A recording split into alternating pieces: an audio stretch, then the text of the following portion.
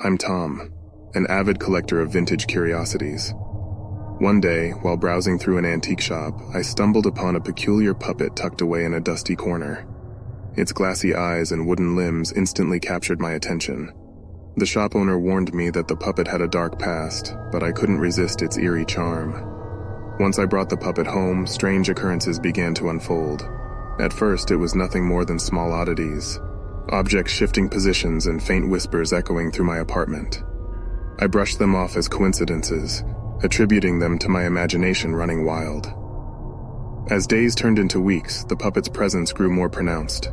Late at night, I'd hear faint laughter emanating from the living room as if the puppet was entertaining itself. When I entered the room, the laughter would abruptly stop, leaving me with an uneasy feeling. Sleep became a rare luxury. I'd wake up to the sound of footsteps pacing around my bedroom, but there was no one there. Shadows seemed to dance in the corners of my vision, and an inexplicable coldness clung to the air. The puppet's glassy eyes seemed to follow me wherever I went, as if it was observing my every move. Terrified, I attempted to rid myself of the puppet. I tried to sell it, but no one seemed interested in taking it off my hands. Even when I placed it in a box and dropped it off at a donation center, it somehow found its way back to my apartment. With each failed attempt to get rid of the puppet, the haunting escalated. The laughter turned into eerie whispers, and the puppet's once charming appearance twisted into something malevolent.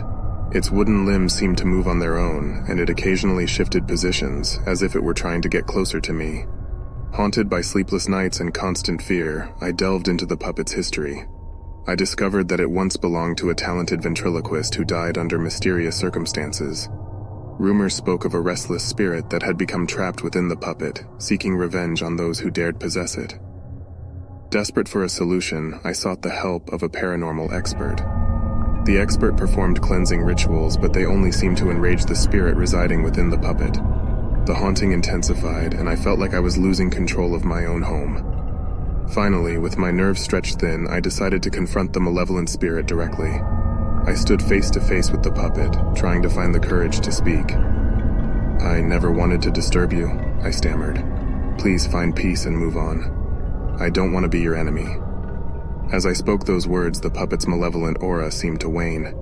Its eyes softened, and the eerie whispers turned into something almost sorrowful. It was as if the spirit within was finally listening to reason. With newfound determination, I decided to find a way to lay the spirit to rest. I traveled to the ventriloquist's grave and offered a heartfelt apology, hoping to bring closure to the restless soul. I also donated the puppet to a museum that specialized in haunted objects, hoping that in the company of other restless artifacts, the spirit could find solace. As the puppet was taken away, I felt a sense of relief, but the chilling experiences would forever remain etched in my memory. The haunting of the vintage puppet taught me to tread carefully when dealing with the unknown, and to always consider the consequences of meddling with the supernatural.